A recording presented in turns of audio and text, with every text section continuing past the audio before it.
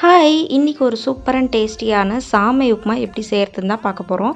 So மறக்காம video save பண்ணி வச்சுக்கோங்க. இந்த மாதிரி மோர் வீடியோஸ் பார்க்க அஜினிலா விலாக்ஸை சப்ஸ்கிரைப் அண்ட் ஃபாலோ பண்ணிக்கோங்க. நான் வந்து சாமை ஒரு பேக்கெட் தான் எடுத்திருக்கேன். நான் 2 பேர் செய்கிற அளவுக்கு தான் எடுக்கிறேன். நான் வந்து ஒரு பவுல் எடுத்துக்கிறேன். அந்த பவுலே தான் நான் வந்து தண்ணி அளவுக்கும் சரி, சாமைக்கு அளக்கிறதுக்கும் சரி, எல்லாத்துக்குமே ஒரே கிண்ணமாக தான் நான் யூஸ் பண்ணுறேன். நீங்கள் உங்களுக்கு எது வாட்டமாக இருக்கோ அதுக்கேற்ற மாதிரி கிளாஸ் கிண்ணம் எது வேணால் நீங்கள் எடுத்துக்கலாம். ஸோ சாமையை வந்து 2 to 3 டைம்ஸ் நல்லா வாஷ் பண்ணி எடுத்துக்கோங்க. அதுக்கப்புறமா நல்லா 10 நிமிஷம் ஊற வச்சுருங்க. சைட் கேப்பில் நம்ம தேங்காய் சட்னி செஞ்சுட்டோம்.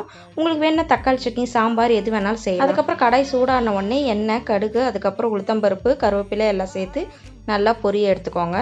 அதுக்கப்புறம் நம்ம தேவையான அளவுக்கு கட் பண்ண 2 வெங்காயத்தை நான் சேர்த்துக்கிறேன். உங்களுக்கு வேணும்னா நீங்கள் கேரட், பீன்ஸ் எல்லாமே உங்களுக்கு டேஸ்ட்டுக்கு ஏற்ற மாதிரி சேர்த்துக்கலாம்.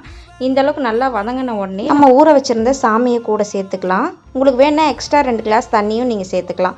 எல்லாமே நான் அந்த பவுலில் மட்டுமே தான் நான் அளவு எடுத்து செஞ்சேன். நீங்களும் ஒரே பவுலாக அளவு எடுத்துக்கோங்க. அப்போ தான் உங்களுக்கு ஈஸியாக இருக்கும். 10 நிமிஷம் கழித்து ஓப்பன் பண்ணி பார்த்தீங்கன்னா சூப்பர் அண்ட் டேஸ்டி அண்ட் ஹெல்த்தியான சாமை உப்புமா ரெடி. சட்னியோடு வச்சு சாப்பிட்டு பாருங்கள், அல்டிமேட்டாக இருக்கும்.